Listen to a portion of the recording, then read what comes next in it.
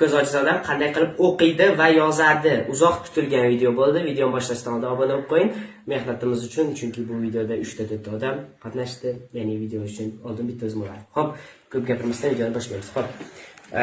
Birinchi o'rinda mana bu narsa kerak bo'ladi. Bu narsa juda qimmat, ya'ni plastikdan bo'lgan. Mana ko'rishlar mumkin. Yerda ochsak 6 tochka bo'ladi.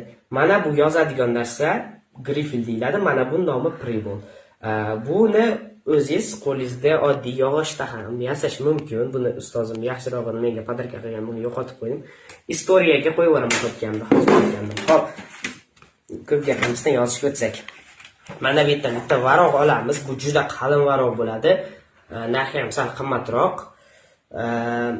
5 so'm yoki o'zbek so'midan 1000 so'm atrofida bo'ladi. Xo'p, endi solamiz. Biz O'zbekistondan kuzatishga aytyapman. Mana bunday qilib to'g'irlaymiz. Mana to'g'irlaymiz.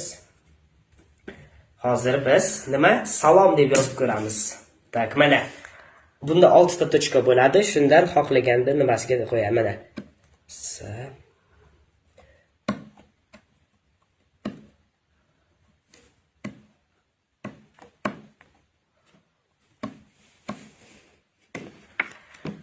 Mana.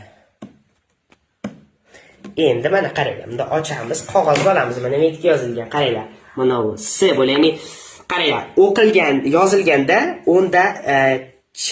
o'ngdan chapga yozilar ekan. O'qilganda o'ngdan chapga.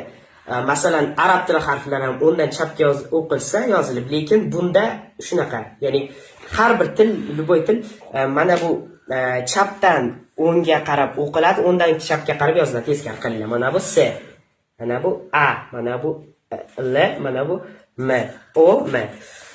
Salom. Xullas, do'stlar, videomiz shunday edi. Yana nimalar qolib ketdi? Kommentariyada yozing. Bu nimaga aynan 6 ta tochka?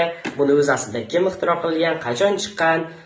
Bu videoni agar shunday ma'lumot kerak bo'lsa, keyingi videoda chiqaraman. Videoga kerak deb yozib qo'ysang, inshaalloh keyingi videoda chiqaraman. Rahmat.